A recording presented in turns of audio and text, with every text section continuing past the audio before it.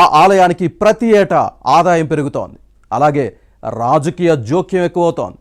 జాతర తరుముకొస్తున్న సమయంలో చైర్మన్ లేకుండానే 8 మందితో పాలక మండలిని ఏర్పాటు చేసింది ప్రభుత్వం.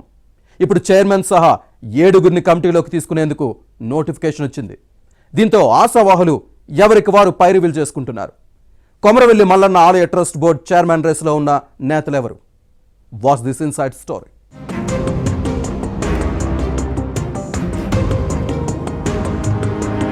కొమరవెల్లి మల్లన్న ఆలయం తెలంగాణలో ప్రముఖ ఆధ్యాత్మిక క్షేత్రం.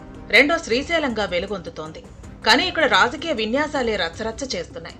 ఆలయ పాలక మండలిలో స్థానం కోసం ఆశతో ఎదురు చూస్తున్న వారిని ఈ నెల 3న ప్రభుత్వం జారీ చేసిన 463వ నెంబర్ జీవో విస్మయానికి గురిచేసింది. ప్రధాన అర్చకుడిని ఎక్స్ అఫీషియో సభ్యుడిగా చేర్చి 8 మందితో కమిటీని నియమించింది. అలాగే పాలక మండలిలో మరికొందరికి చోటు కల్పించేందుకు వీలుగా 464 జీవో జారీ అయింది. కానీ గతంలో 82 మంది దరఖాస్తు చేసుకుంటే కేవలం 7గురికి మాత్రమే చోటు కల్పించడంతో ఈ నెల 7న ప్రమాణ స్వీకారం చేశారు. కానీ జీవో 464తో అర్హులైన వారు 20 రోజుల్లో దరఖాస్తు చేసుకోవచ్చని సూచించడంతో అధికార పార్టీ నాయకుల్లో పలు సందేహాలు వ్యక్తమవుతున్నాయి.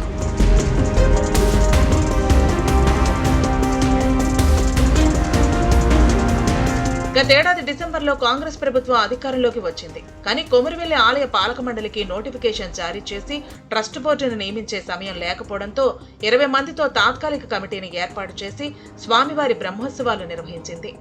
గతేడాది నియమించిన కమిటీ గడువు ఈ సంవత్సరం ఏప్రిల్ 8తో ముగిసింది. దీంతో దేవాదాయ శాఖ రెగ్యులర్ ట్రస్ట్ బోర్డు కోసం నోటిఫికేషన్ జారీ చేసింది. కానీ మధ్యలో పార్లమెంటు ఎన్నికల కోడ్ రావడంతో మరోసారి రీనోటిఫికేషన్ జారీ చేసి దరఖాస్తు చేసుకునే గడువును జూన్ 28 వరకు పొడిగించింది. అప్పట్లో 82 మంది దరఖాస్తు చేసుకున్నారు. ప్రతి ఏటా డిసెంబర్ చివరి ఆదివారం స్వామివారి కళ్యాణం నిర్వహిస్తారు. ఇందుకు 2 రోజుల ముందు లేకపోతే అదే రోజు పాలక మండలి ప్రమాణ స్వీకారం చేయించడం ఆనవాయితీగా వస్తోంది. కానీ ఈ ఏడాది నియమించే కమిటీలో స్థానం కోసం మంత్రుల అనుచరులు దరఖాస్తు చేసుకోలేదు. దీంతో అలాంటి వారి కోసం మరోసారి అవకాశం కల్పించేందుకు 464వ నెంబర్ జీవోను ప్రభుత్వం విడుదల చేసిందని ప్రచారం జరుగుతోంది.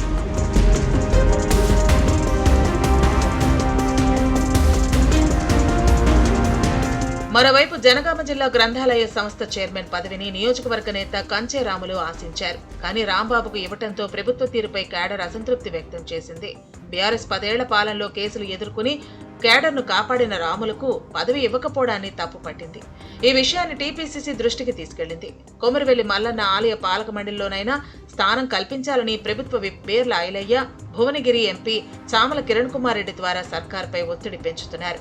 కానీ నియోజకవర్గ కాంగ్రెస్ ఇన్ఛార్జి కొమ్మూరి ప్రతాప్ రెడ్డి సూచించిన వారికే పాలక మండలి చైర్మన్ పదవి దక్కే అవకాశం ఉంది.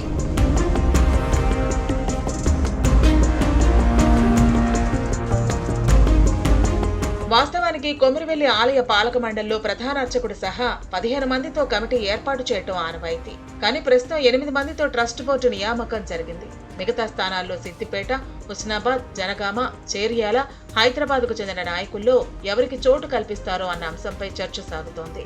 మరో 7గురు సభ్యుల కోసం దరఖాస్తు చేసుకోవడానికి ఇచ్చిన గడువు ఈ నెల 24తో ముగియటంతో చైర్మన్ పదవి ఎవరికి దక్కుతుందో చూడాలి.